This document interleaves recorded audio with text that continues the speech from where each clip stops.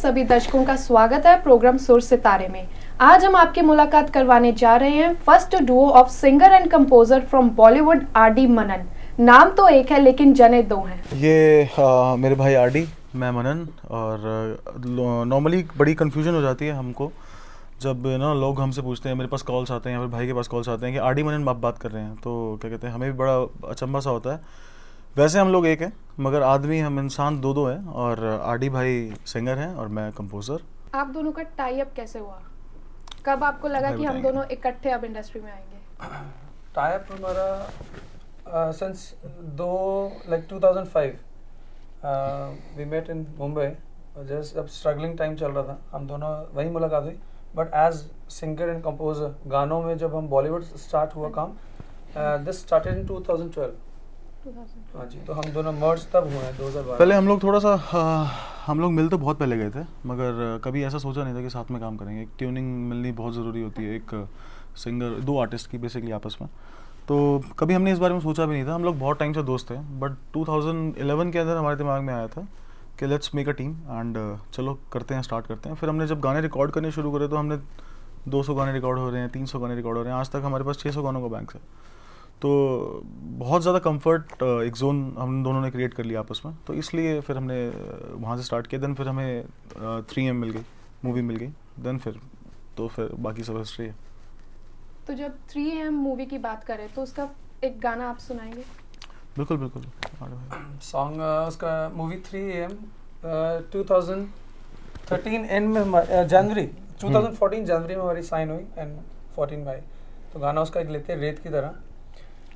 रेत की तरह कांच का पंछी मेरी जिंदगी तेरी गुलाम क्यों, हाथ से फिसले टूट के टूटे, हाँ मेरी जिंदगी तेरी गुलाम क्यों, इसको बता दे तू नहीं है, तू नहीं थी मेरे पास में, मेरा दिल तेरी याद में टूट ही जाए, हाँ रूठ ही जाए खुद से।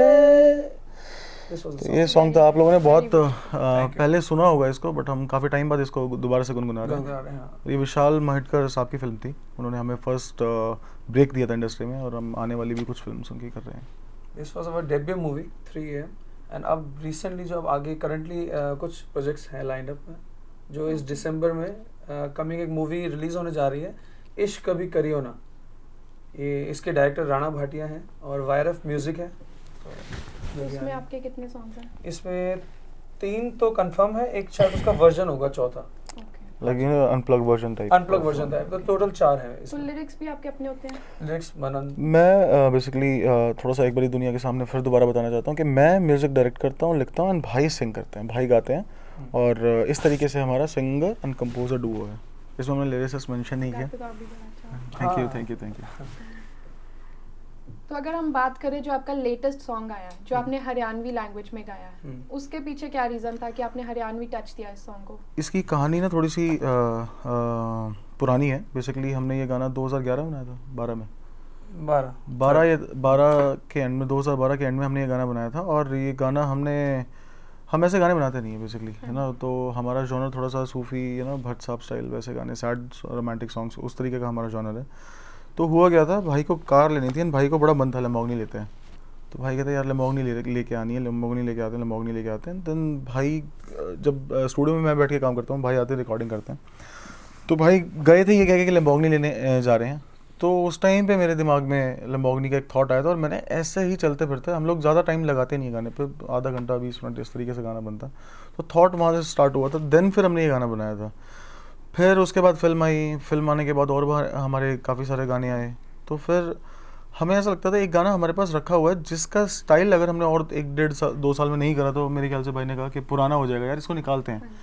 देन फिर हम उसके ऊपर दोबारा बैठे, हमने उसको एक दोबारा से सेटिंग दी। जब सेटिंग दी तो फिर भाई का थोड़ा सा एक बारी वो आया कि यार इसको थोड़ा सा हरियाणवी टच में और डालते हैं, क्योंकि बेसिकली बिकॉज रैप तो आजकल नॉर्मल हर कोई कर रहा है, और देखा देखी में जो आजकल सिंगर्स हिट जो आजकल जिनका नाम है, तो उनको देखकर और कोई ना कोई रैप ही करी जा रहा है कि नॉर्मल रैप, तो इसलिए मनन मेरा डिस्कशन हुई कि थोड़े हरियाणवी रैप करते हैं क्योंकि हम लोग बेसिकली हम वहीं से बिलोंग वहीं से करते हैं, तो हमने ये रैप किया, देन उसके बाद हमें ही बहुत पसंद आया पहले तो, फिर हमने इसका बाकी ऑडियंस सब बहुत प्यार दे रही है, ये बहुत ज़्यादा प्यार दे रही है, बहुत इस ज़्यादा। गाने इसका को वीडियो शूट कहाँ हुआ सारा?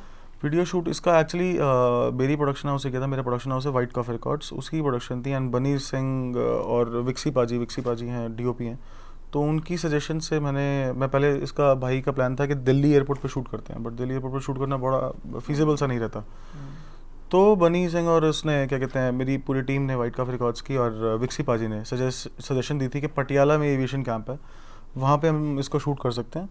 देन फिर वहाँ पे हमारी टीम गई, देख के आए कि कैसी लोकेशन है, हमने यहाँ पे बैठे भाई और मैंने क्या कहते हैं पिक्स वगैरह देखी वहाँ की, देन फिर वहाँ का प्लान किया पटियाला में एविएशन कैंप में, वहाँ पे हमने इसको शूट किया था। बहुत ज़्यादा गर्मी थी उस दिन, बहुत ज़्यादा गर्मी थी, मतलब बनी का कहना है कि हर एक का एक पर्सनल सूरज था तो बस वी लव्ड इट, अच्छा लगा हमने कर दिया, बहुत अच्छा शूट हुआ। क्या चेंज लगा आपको थोड़ा डिफरेंट करके? डिफरेंट ऑडियंस कनेक्ट हो गई हमारे साथ, जो एक बेबाक ऑडियंस होती है इस जॉनर की ना, एक बेबाक ऑडियंस होती है, अरे भाई तुम उठा दिया तुमने, तो वो वाली जो ऑडियंस होती है ना वो आपको सूफी गानों में नहीं मिल सकती। बट गाना तो आपने भी देखा, आप बताइए कैसा लगा? मेरे को तो बहुत अच्छा लगा। रैप आपने पसंद किया? हाँ जी हाँ जी। वो सब एक और रैप हमारा नेक्स्ट रैप ही आने वाला है, एक नेक्स्ट टू नेक्स्ट सॉन्ग है जो हमारा, वो बहुत इससे जिन लोगों को ये गाना पसंद आया उनको ये जो हमारा नेक्स्ट टू नेक्स्ट सॉन्ग है ट्रिपल पसंद आएगा वो। जी। उसमें हमने पब्लिक से कनेक्ट किया, ये तो हमारा एक होता है ना ट्राई बॉल थी कि हमने एक बार फेंक के देखी थी कि क्या कैसे होता है, इस पे छक्का लग गया, तो इसका रिस्पांस बहुत अच्छा, बहुत जबरदस्त रिस्पांस आ रहा है, मजा आ रहा है, बहुत प्यार कर रही है ऑडियंस। इसकी 2 लाइनें हम सुनना चाहेंगे। ओके भाई सुनिए। लैम्बोर्गिनी मंगवाई है, इंपोर्ट कराई है, चिट्टे कलर की गाड़ी गोरी, आजा कुड़िए प्यार करें। लैम्बोर्गिनी मंगवाई है, इंपोर्ट कराई है, चिट्टे कलर की गाड़ी गोरी, आजा कुड़िए प्यार करें। ऊंचे काले बूट और कोट के ऊपर टाई है, चश्मा पाके गुच्ची वाला, आजा कुड़िए प्यार करें। तेरा दारू वाली आंखें करे मने टल्ली, मने मार गई एक झल्ली, दारू पी के गोद में आके बैठ के बोली। देन उसके बाद रैप आ जाता है, एक रैप हो जाए। ओके कि तेरा फेसबुक वाला आईडी खोल, मैं ऐसे कपड़ों में रैप करता अच्छा नहीं लगता, बट स्टिल मेरा स्टाइल थोड़ा सा इस तरीके से, हम थोड़ा आउटफिट हमारा दैट कुर्ता एंड देन धोती, वो सब हमने अपने सेम पहने से वो एक्चुअली पता क्या होता है आजकल थोड़ा सा ना ये कल्चर थोड़ा सा ज्यादा आ गया कि भाई आपने चेन पहन रखी है, टोपियां पहन रखी हैं ना, बड़े अजीब जूते पहन रखे हैं और लंबे शूज पहन रखे हैं, तो आप रैपर हो, तो हमने उस चीज को हटा के थोड़ा सा हरियाणवी कल्चर ही रखा। लोग हरियाणवी रैप करते हैं, ऐसा नहीं करते, बट वो फिर वही टोपियां शोपियां और सारा, वो हम ऐसे है ही नहीं, क्यों बनाए नकली, तो वो नकली वाला काम नहीं था हमारा, कॉन्सेप्ट सारा डिफरेंट था। तो रैप किसी का हमने कॉपी नहीं किया, राइट? तो रैप कुछ इस तरीके से था इसका। ओके कि तेरा फेसबुक वाला आईडी खोल के डिलीट सारे लड़के कर दूं, कोई ना हो तेरे आसपास सारा शहर ओनली फॉर लेडीज कर दूं। अरे लेडीज से याद आया तेरे भाई के क्या हाल हैं, मम्मी जी को कहना मम्मी सत श्री अकाल है, डैडी को कुछ कहने दी लोड़ नहीं है, खाली हाथ आजा पैसे की थोड़ नहीं है, कि बढ़न लाग रही घनी मिनिस्टर सोचे दुनिया चाटेगी, रे जे मैं सुपरमैन हो गया हाथ पकड़ के काटेगी, पैसा पैसा पैसा कर रही पैसे ने के चाटेगी, मारे वर्गा शहर में ना ये उम्र किस तरह काटेगी।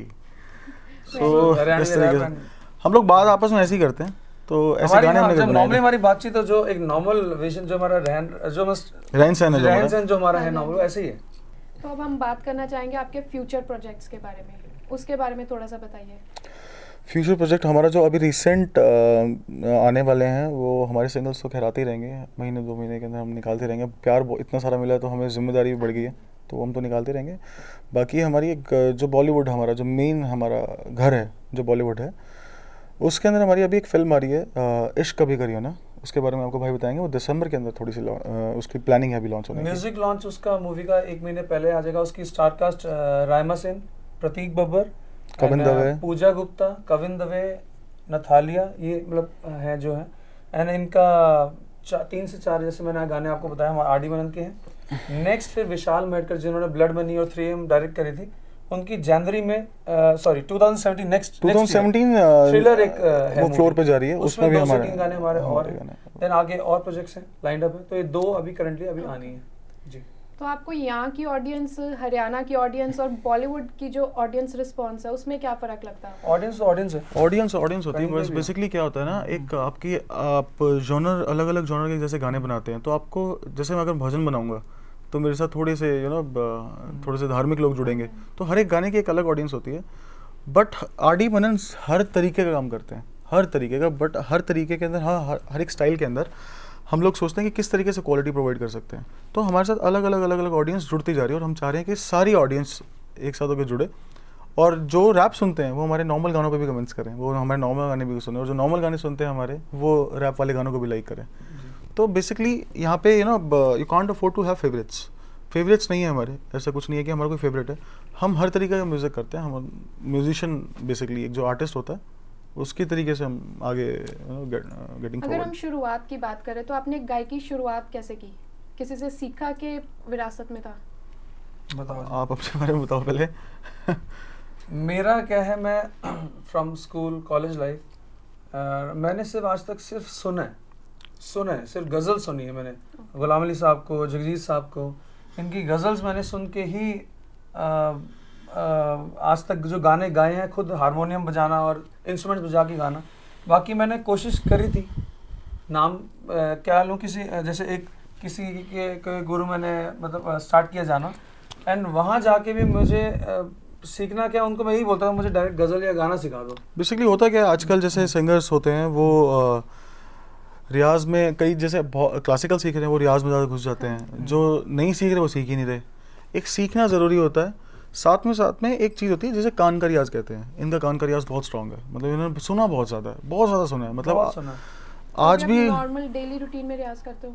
बिल्कुल हम रिकॉर्डिंग इतनी कर लेते हैं, रिकॉर्डिंग इतनी प्रैक्टिस होती है, वही हमारा रियाज माइक के होता सामने है। हमारा बहुत रियाज हो जाता है, स्टूडियो के अंदर हमारा काफ़ी रियाज होता है। माइक में कैसा गाना है, क्या करना है, वो हमारा वही रियाज है। बाकी नए गाने बनते रहते हैं, पुराने गाते रहते हैं, कहीं भी। बाकी रहा सवाल जहाँ तक मेरा, मैंने इंडियन क्लासिकल में तालीम ली है, देन फिर मैंने पियानो सीखा है, वेस्टर्न क्लासिकल, काफ़ी सारी चीज़ें चलती रहती हैं, और आज भी सीख ही रहा हूँ। और कभी अपने आप से सीख लेता है इंसान, कभी किसी से सीख लेता है, कोई भी आगे। आजकल जो बडिंग सिंगर्स हैं 17-18 साल के आते हैं, वो भी कई बार बहुत सारी अच्छी चीज़ें बता जाते हैं हमें, तो सीखने को तो मिलता रहता है। आजकल हमने देखा इंडस्ट्री में काफ़ी नए सिंगर्स आ गए हैं, बिल्कुल। थोड़े दिन गाने चलते हैं फिर चले जाते हैं। सॉन्ग को फॉरएवर बनाने के लिए आपको कितनी मेहनत करनी पड़ती है? सॉन्ग एक फॉरएवर जो सॉन्ग बनता है मेरे हिसाब से, बीइंग अ कंपोजर, वो सॉन्ग आप बना नहीं सकते, वो बनता है अपने आप। तुम ही हो जब बनाया था मिथुन भाई ने, उनको पता नहीं था कि क्या कहते हैं, तुम ही जब बनाया था मिथुन भाई ने, उनको पता नहीं था कि वो गाना फॉरएवर बन जाएगा। आप एक साफ नीयत से गाना बनाइए, जब वो गाना बन रहा है तब आप उसके आगे का रिजल्ट्स ना सोचिए। लोगों का आजकल एम क्या हो गया, जो नए सिंगर्स आ रहे हैं उनको ये बस हम गाना हिट कर दें, हम 10-12 लाख रुपये 15 लाख रुपये लगाएं और गाना हिट हो जाए और हम हनी सिंह बन जाए। हनी पाजी ने बहुत मेहनत करी है, वो मेहनत चाहिए उसके पीछे। आप किसी भी प्रोडक्ट के ऊपर अपने, चाहे वो गाना है, चाहे वो सिंगिंग है, चाहे वो लिरिक्स हैं, उसके ऊपर मेहनत अगर आप करते हैं ना, वो 110% वो ज़रूर लोगों तक पहुंचेगी। एक नहीं पहुंचेगा, दूसरा पहुंच जाएगा। आपका मेन फोकस किस पर होता है? लिरिक्स पे कि म्यूजिक अच्छा होना चाहिए, या वीडियो ऐसी होनी चाहिए जो दर्शकों को पसंद आए? देखिए, मैं म्यूज़िक डायरेक्टर भी हूँ, राइटर भी हूँ और डायरेक्टर भी हूँ, वीडियो डायरेक्टर भी हूँ, तो ये मेरे लिए मतलब बहुत USP वाली बात हो जाती है। मुझे नहीं पता लोगों को कितनी मुश्किल पड़ती होगी, बट मेरे लिए बहुत आसान हो जाता है। मैं सबसे पहले एक गाने का थॉट सोचता हूँ, क्योंकि लिरिक्स में भी, कॉम्पोजिशन में भी और वीडियो में भी एक थॉट तो वही रहेगा। सबसे पहले मैं एक थॉट सोचता हूँ, फिर मैं ऐसा थॉट सोचता ही नहीं हूँ जो मैं शूट नहीं कर पाऊँ। मैं ऐसा गाना बनाऊंगा नहीं जिसमें हवाई जहाज से कूदना पड़ जाए, क्योंकि मेरे पास अभी वो बजट नहीं है, तो जनरली बात है। और तो मैं उस हिसाब से थॉट सोचता हूँ, फिर देन काफ़ी सारी चीज़ें जाती हैं मेरे दिमाग में, एक कंसेप्ट बनाता हूँ पहले, देन फिर मैं लिरिक्स लिखता हूँ, देन म्यूज़िक, और म्यूज़िक भी नहीं, देन मैं जब लिरिक्स लिखता हूँ, एक ट्यून बना ली मैंने पियानो के ऊपर, मैंने भाई को रिकॉर्ड कर लिया, फिर जो सपोज भाई को रिकॉर्ड किया, फिर मैं इनकी आवाज़ के हिसाब से म्यूज़िक देता हूँ, फिर फील किया, वो चेंज होता रहता है फिर बाद में। लेकिन बेस होता है, जो बेस सबसे पहली चीज़ वो है थॉट।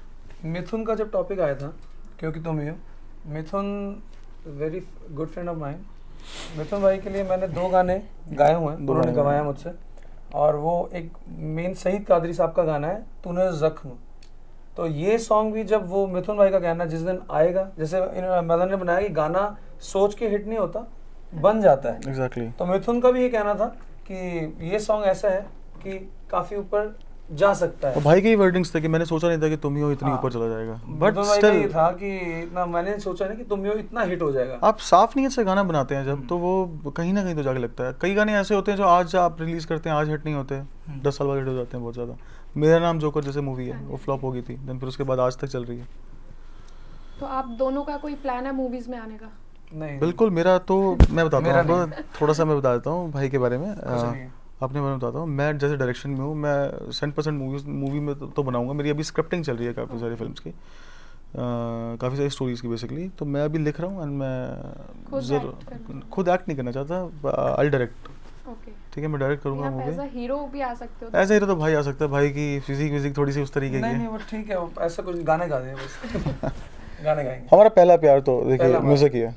वो जैसे आजकल पीछे नाम किसी का भी क्यों लें, बट जैसे आते हैं ना गाते गाते थोड़ा हम दो नाव में पाँव नहीं रखना चाहते, हम सिर्फ गाना गाएंगे आप सभी के लिए।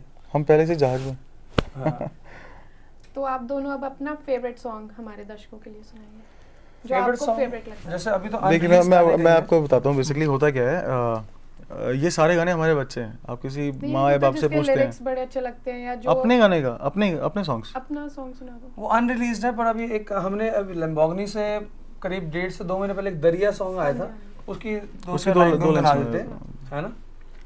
वो था जो तुझसे जुदा हुआ हूँ, जो तेरी दुआ हुआ हूँ, मैं एक खुश्क आंसुओं का दरिया हुआ हूँ।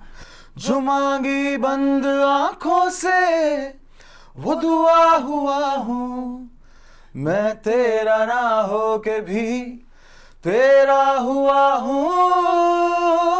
माही भर दे मुझको गम से, या ले मेरी सांसें दम से, जीना है मुझे तेरा बन के, बेशक मर जाऊं। Very song था, nice, जी। very nice। अब हम आपसे पूछना चाहेंगे कि आज के यूथ के लिए आप क्या मैसेज देना चाहोगे? ऑब्वियसली पहले एक आरडी और मनन का अलग अलग मैसेज होगा, बट आपस में कहीं ना कहीं मिलता जुलता होगा। मेरा जो मैसेज है वो मैं जो लोग मेरे को पर्सनली जानते हैं मैं उनको भी यही देता रहता हूँ कि मेरे हिसाब से हर एक आर्टिस्ट का अपने अंदर एक कैरेक्टर होता है। और लोग क्या करते हैं, जो आजकल आर्टिस्ट हैं वो फेम के पीछे भागते हैं। फेम के पीछे भागने से ऑब्वियसली भागना बुरी बात नहीं है, आप मेहनत कीजिए मगर अपना कैरेक्टर ना खोइए, आप ओरिजिनलिटी ना खोइए। और आप जब उसको क्या कहते हैं किसी को फॉलो कर रहे हैं तो उसको इस हद तक फॉलो कीजिए कि आपके कहीं ऐसा ना हो कि आपके गले में वो बस जाए, आपके कैरेक्टर में बस जाए। रफ़ी साहब अगर किसी को फॉलो करते हैं तो वो चीज़ नहीं निकाल पाते। लता जी किसी को फॉलो करती तो वो चीज़ नहीं निकाल पाती अगर कॉपी करती तो। ठीक है, अब इन्होंने अपने कैरेक्टर को कायम रखा। एक आप अगर उन्हीं को कॉपी करते रहेंगे तो फिर नया सिंगर कैसे निकलेगा, नई आवाज़ कैसे निकलेगी। अब आज अरिजीत सिंह है, कितना अच्छा गाते हैं, उनका अपना एक स्टाइल है। तो अपने कैरेक्टर को ना खोएं, अपना जो आपके अंदर एक ओरिजिनलिटी है, आपके अंदर एक इंसान, एक म्यूजिशियन, एक आर्टिस्ट है, उसको ना खोएं, उसको थोड़ा ज़िंदा रखें, बहुत ज़रूरी है वो चीज़। सर भी जब मुझे स्ट्रगल हो गया, 15 साल हो गए मुंबई में। मैं मुंबई रहता हूँ, वैसे क्लियर आउट ये है, मैं मुंबई रहता हूँ। गुड़गांव में स्टूडियो जो मनन सारा गाना बनाना, और वो मनन का रहाइश गुड़गांव से है। तो मुंबई में जस्ट हम 2012 से हम कनेक्टेड आरडी मनन हो गए। उससे पहले मुझे स्ट्रगल 15 साल एंड 10 साल तो मनन को हुए बॉम्बे में एज अ जाना आना काम के लिए। सो मैं जब पहले एज अ सिंगर भी घूमता था कंपोजर्स के आगे, वही अगेन किसी से भी कोई आप उनकी तरह नहीं गा रहे या वैसे नहीं, तो एक आइडेंटिटी खुद की होनी चाहिए। तो वो यही मैसेज अच्छा है। आपने हमारे लिए और हमारे दर्शकों के लिए इतना कीमती समय निकाला, हम आपका उसके लिए थैंक यू करते हैं और उम्मीद करते हैं आप ऐसे ही बॉलीवुड में हिट्स देते रहें। Thank you so much. Thanks a lot, बहुत बहुत शुक्रिया आप सभी का।